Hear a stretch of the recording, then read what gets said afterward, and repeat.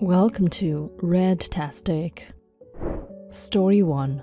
When I, 28 female, was in my 20s, I married my husband, 30 male. We've been married for 8 years. It was tough in the beginning due to the way he was raised, but we are happily together now. His parents were only 16 years old when they had him. It was a stupid decision they made when they were young, but they didn't regret the decision. They were unprepared when it came to raising him. However, a couple years ago, when they were in their mid-40s, they decided to have another child. The boy is currently 4 years old.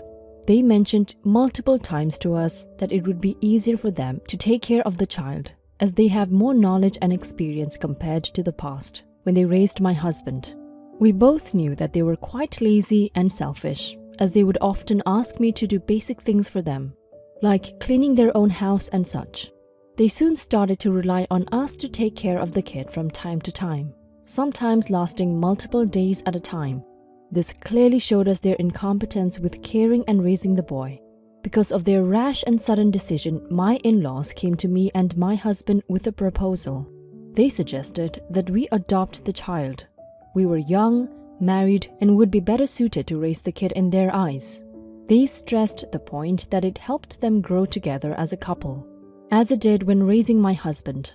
I was honestly expecting this sort of outcome as they started to depend on us more and more when it came to raising the child.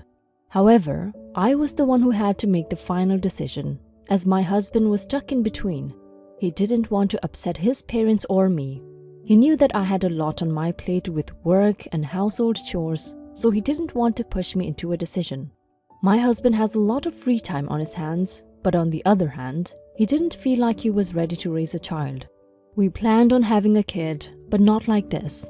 He didn't want to interfere and make the decision for me, but also didn't want to go against my decision. Due to our situation, I declined. They began to guilt trip me, saying, "Declining to raise a child is so disrespectful. You should be ashamed of yourself. Or, would you really put such a huge burden on your elders?" Even my husband was shocked at the turn of events. We thought that we moved past it. As a couple months passed by, they would often bring it up here and there, but it would never be a full conversation. They would keep mentioning how young we are and that the child would be perfect to take care of. But we kept avoiding the conversation as it would end in an argument, and I didn't want to ruin my relationship with his parents. At Christmas, my in-laws came to spend Christmas with us. We gave them the guest room to spend the night in as well. My husband's mom insisted I take care of the kid to at least get close to him, and maybe I would change my mind. Since it was Christmas, I decided it wouldn't hurt. The kid was good, very intelligent and curious, but it still did not convince me to adopt him.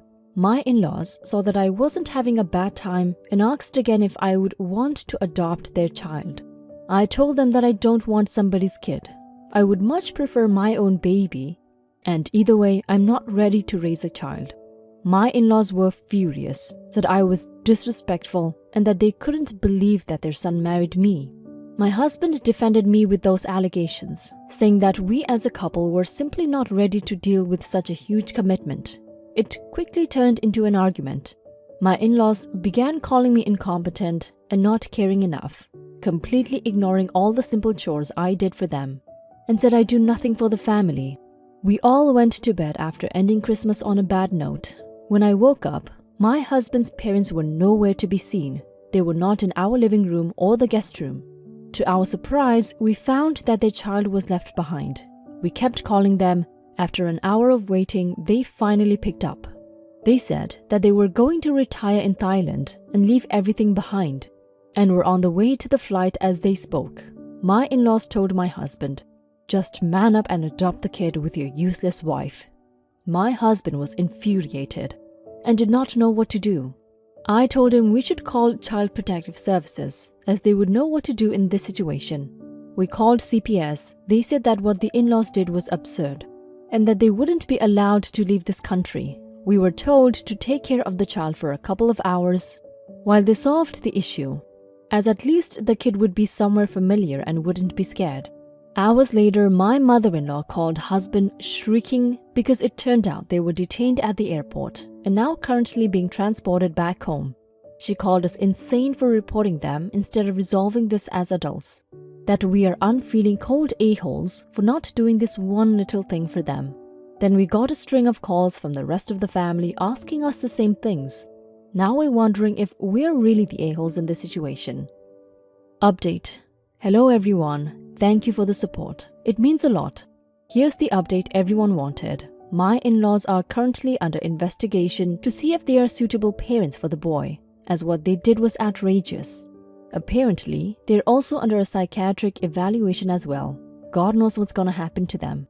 We decided to cut ties with my husband's parents. It was a hard decision for my husband, but one that we needed to make, since it had such a big impact on our lives. OP, your in-laws are horrible people and parents. They're trying to force their young son on the oldest one, and they're trying to make the young son feel unwanted and uncared for. If they knew they wouldn't be able to take care of the poor child, they shouldn't have given birth to him. And now they want to force him on you guys even though you two keep telling them it's not the best thing for the kid, because you aren't ready to take care of one. I do agree with them going under psychiatric evaluation. They need all the help they can get to reset their heads. I hope the child finds a good home. He doesn't deserve to be in this messy situation, but he is. So, I hope you and your husband don't cut him out with your in-laws. Look out for him. Story 2. I'm 26 female and my stepsister 28 female. Let's call her B. My mom 59 female. Let's call her S. And her dad 56 male. Let's call him D. Got together when we were 3 and 5. They dated for years. Had my brother M 19. Then got married in 04. S and B always butted heads. Both are strong-willed people. B would always challenge S, even over little things, like S not giving B what she gave me.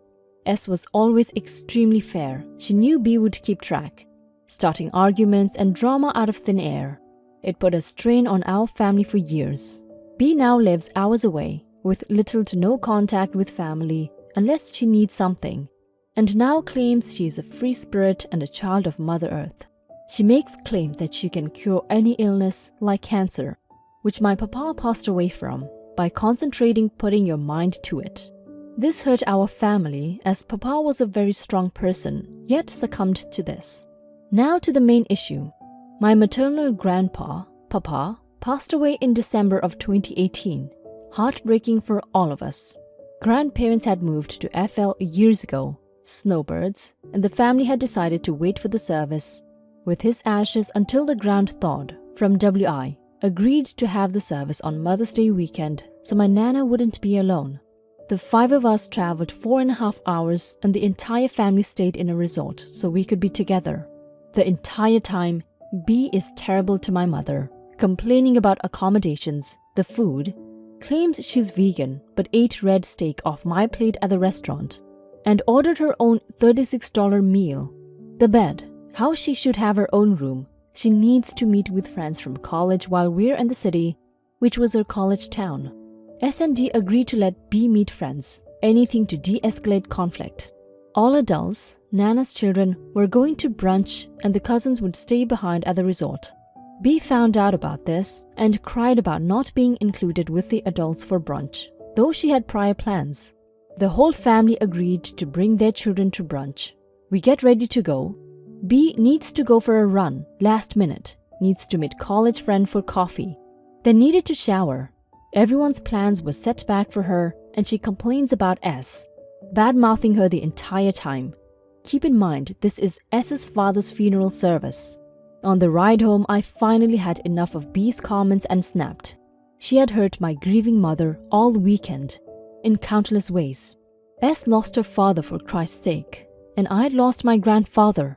I had confronted her hatred and sheer disrespect for S, making for a long 4+ hour drive as she acted like the victim, threatening disconnection, disassociation, and the like if we could not see her side. Am I the a-hole for not responding to her reaching out to me, asking the family for love and respect since she's changed and is a different person? This was only less than 1 year ago. I would love to believe she's changed, but she's acting like the same person. I don't want to accept her with open arms if she's only going to hurt our family. Not the a-hole OP. It's understandable that you were cautious about letting her back into your life and from your latest encounter together. I'll say you were right to be cautious because your stepsister obviously has not changed. She's insufferable and annoying. The only thing she needed to do for the trip was be quiet and be there for her stepmom, who just lost her father. But instead, she seemed completely oblivious to your mom and your grieving. She really should change, and your mother should learn to speak up for herself more. Your stepsister's father could keep quiet to try and keep the peace, but someone has to call her out on her insensitive acts. You get to decide when you let her into your life, and that won't happen until she becomes a better person.